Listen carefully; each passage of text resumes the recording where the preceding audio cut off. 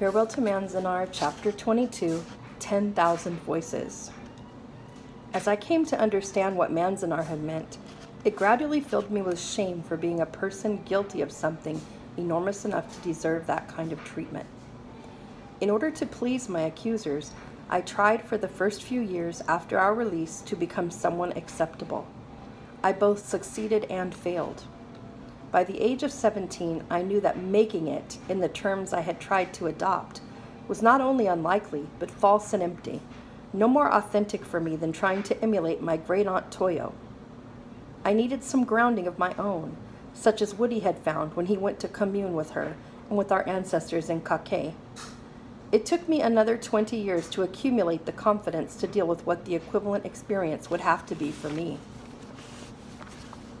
It's outside the scope of this book to recount all that happened in the interim.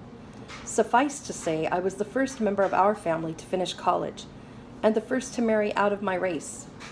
As my husband and I began to raise our family, and as I sought for ways to live agreeably in Anglo-American society, my memories of Manzanar for many years lived far below the surface.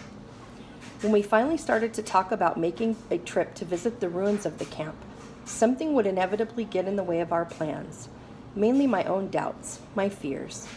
I half suspected that the place did not exist. So few people I met in those years had even heard of it, and those who had knew so little about it. Sometimes I imagined I had made the whole thing up, dreamed it.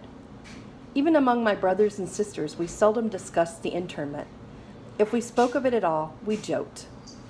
When I think of how their secret lived in all our lives, I remember the way Kyo and I responded to a little incident soon after we got out of camp.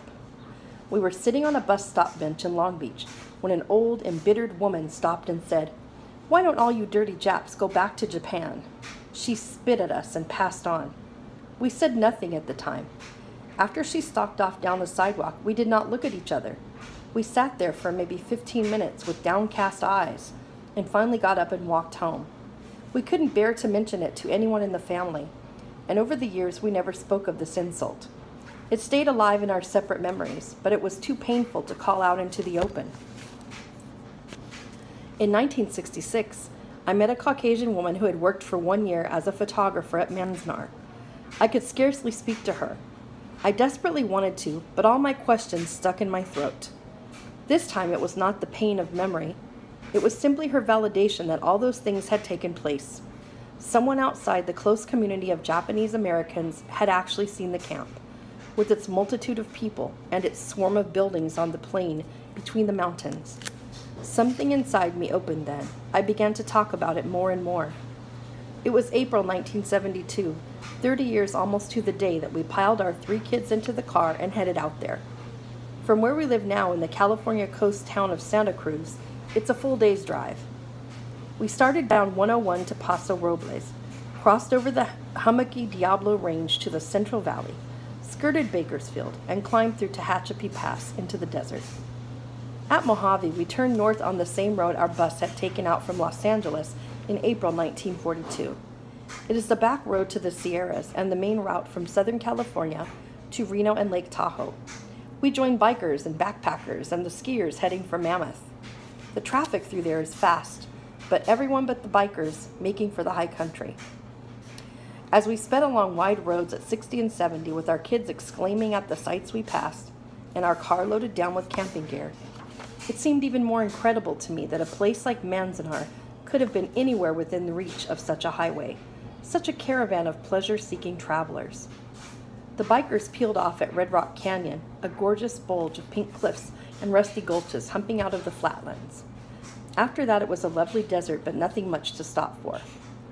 In 100 miles, we passed 2 oases, the first at Olancha, the second around Lone Pine, a small tree-filled town where a lot of mountain buffs turn off for the Mount Whitney portal.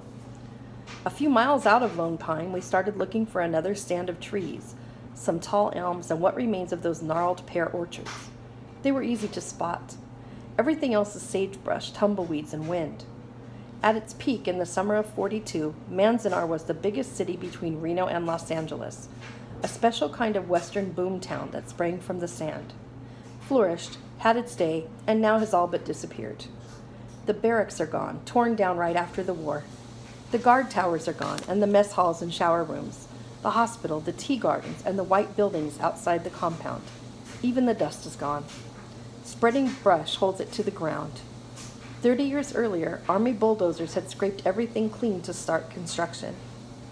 What you see from the road are the 2 gatehouses, each a small empty pillbox of a building, faced with flagstones and topped like tiny pagodas with shingled curving roofs.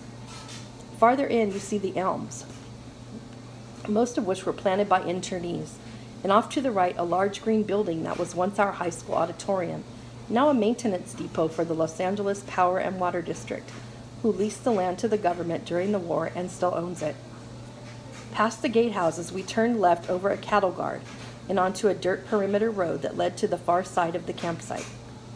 About half a mile in, we spotted a white obelisk gleaming in the distance and marking a subtle line where the plain begins, gradually to slope upward in the alluvial fan that becomes the base of the mountains.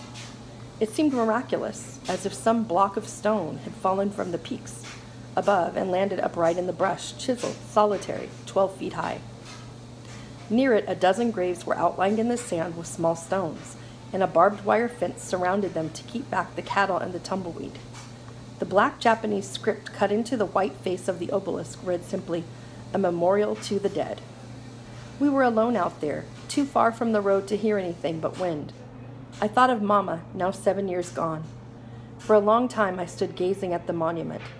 I couldn't step inside the fence. I believe in ghosts and spirits. I knew I was in the presence of those who had died at Manzanar. I also felt the spiritual presence that always lingers near awesome wonders like Mount Whitney. Then, as if rising from the ground around us on the valley floor, I began to hear the first whispers, nearly inaudible, from all those thousands who had once lived out here, a wide, windy sound of the ghost of that life. As we began to walk, it grew to a murmur, a thin, steady hum. We turned the kids loose, watched them scamper off ahead of us, and we followed what used to be an asphalt road running from the backside of the camp a mile out to the highway. The obelisk, built in 1943, and the gatehouses are all that have survived intact from the internment days. The rest of the place looks devastated by a bombing raid. The old road was disintegrating, split, weed sprung. We poked through the remains of hospital foundations, undermined by erosion channels. We found concrete slabs where the latrines and shower rooms stood, and irrigation ditches, and here and there the small rock arrangements that once decorated many of the entranceways. I had found out that even in North Dakota, when Papa and the other seamen imprisoned there had free time, they would gather small stones from the plain and spend hours sorting through a dry stream bed, looking for the veined or polished rock that somehow pleased the most. It is so characteristically Japanese, the way lives were made more tolerable by gathering loose desert stones and forming with them something enduringly human. These rock gardens had outlived the barracks and the towers, and would surely outlive the asphalt road and rusted pipes and shattered slabs of concrete. Each stone was a mouth speaking for a family, for some man who had beautified his doorstep. Vegetation gets thickest toward the center of the site, where the judo pavilion once stood, and where rows of elms planted as windbreaks have tripled their growth since the 40s. In there we came across the remains of a small park. A stone-lined path ran along the base of a broad mound of dirt about 5 feet high. Stones had been arranged on the mound, and some low trees still shaded it and made an arch above the path. For a moment I was strolling again, finding childish comfort in its incongruous design. But after 10 feet, the path ended in tumbleweeds. The trees were dry and stubby, the mound was barren, and my attention was arrested by a water faucet sticking 2 feet out of the sand, like some subterranean periscope. One of these had provided water for each barracks. They stuck up in intervals every direction, strangely sharpening the loneliness and desolation, sometimes the only sign of human presence in an acre or two of sand. My mood had shifted. The murmur turned to wind. For a while I could almost detach myself from the place and its history and take pleasure in it purely as an archaeological site. I saw the outlines, patterns the city must have taken. I imagined where the buildings stood, almost as I once did, nosing around old Roman villas in Europe. We saw a low ring of stones built up with cement and wondered who the mason was who knelt there and studied the shapes before fitting them together. We moved around the ring a few feet to find out. This was the old flagpole circle where the stars and stripes were hoisted every morning, and the inscription scratched across the top said, "Built by Wada and crew, June 10th, 1942 AD." The AD made me shiver. I knew that the man who inscribed it had foreseen these ruins and did not want the masonry identified with the wrong era. His words coming out of the stone became a voice that merged with all the others, not a murmur this time, but low voices muttering and chattering all around me. We were crossing what used to be a fire break, now a sandy field devoid of any growth. The wind was vicious there with nothing to break it, and the voices grew.